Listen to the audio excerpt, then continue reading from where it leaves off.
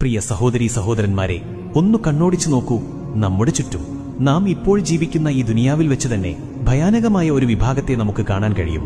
അവർ മറ്റാരുമല്ല, ഈ ലോകത്തെ തുച്ഛമായ തിരക്കുകൾക്ക് വേണ്ടി അള്ളാഹുവിന്റെ 5 വക്ത് നിസ്കാരത്തെ സമയം കിട്ടിയില്ല എന്ന നിസ്സാര കാരണം പറഞ്ഞ് മാറ്റിവെച്ചവർ. ജോലിയുടെ മലവെള്ളപ്പാച്ചിലിൽ, പണത്തിന്റെ പിന്നാലെയുള്ള ഓട്ടത്തിൽ അവർക്ക് റബ്ബിനോട് സംസാരിക്കാൻ പോലും നേരമില്ല.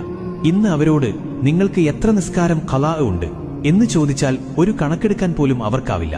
കാരണം അത്രയേറെ അവർ അത് കളഞ്ഞുകുളിച്ചിരിക്കുന്നു. സഹോദര സഹോദരി, ഒരൊറ്റ നിമിഷം, എന്തിനു വേണ്ടിയാണ് നാം ഈ ഭൂമിയിൽ ജീവിക്കുന്നത്?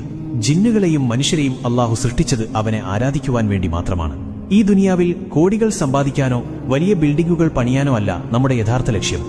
നിങ്ങൾ ഉറപ്പിച്ചു വെച്ചോളൂ, നാളെ നിങ്ങൾ ഈ ലോകത്തോട് വിട പറയുമ്പോൾ നിങ്ങളുടെ കൂടെ എടുക്കാൻ കഴിയുന്നത് എത്ര വിലയുണ്ടെന്നറിയുമോ? ഒരുപക്ഷെ 300 രൂപ പോലും വിലയില്ലാത്ത 3 കഷ്ണം വെള്ളത്തുണി മാത്രം. ഈ 3 തുണിക്കായിട്ടാണോ നിങ്ങൾ റബ്ബിനെ മറന്നുകൊണ്ട് കഷ്ടപ്പെടുന്നത്? നമ്മൾ ഓരോരുത്തരും വിറയ്ക്കുന്ന ഒരു സത്യമുണ്ട്. ഖബറിൽ വെച്ച് നമ്മൾ ആദ്യം ചോദ്യം ചെയ്യപ്പെടുന്നത് നമ്മുടെ നിസ്കാരത്തെക്കുറിച്ചായിരിക്കും. ആ ചോദ്യത്തിൽ നാം പരാജയപ്പെട്ടാൽ പിന്നെ മറ്റു കാര്യങ്ങളെക്കുറിച്ച് പറഞ്ഞ് ഒഴിയാനോ രക്ഷപ്പെടാനോ കഴിയില്ല. അവിടെ പരാജിതനാകുന്നവന് പിന്നെ പറയേണ്ടതില്ലല്ലോ. ഭയാനകമായ നരകമാണ് അവന്റെ മുന്നിൽ വാതിൽ തുറക്കുക.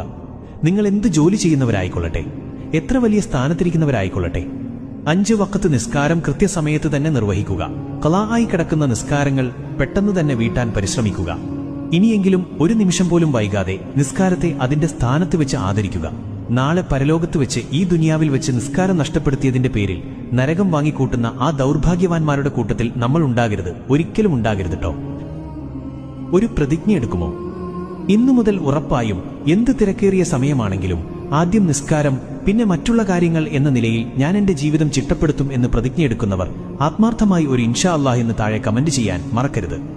ഒരുപക്ഷെ നിങ്ങളുടെ ആത്മാർത്ഥമായ ഒരു കമന്റ് അശ്രദ്ധയിലായിപ്പോയ മറ്റൊരു സഹോദരിക്ക് ഒരു ശക്തമായ മോട്ടിവേഷൻ ആയെങ്കിലോ.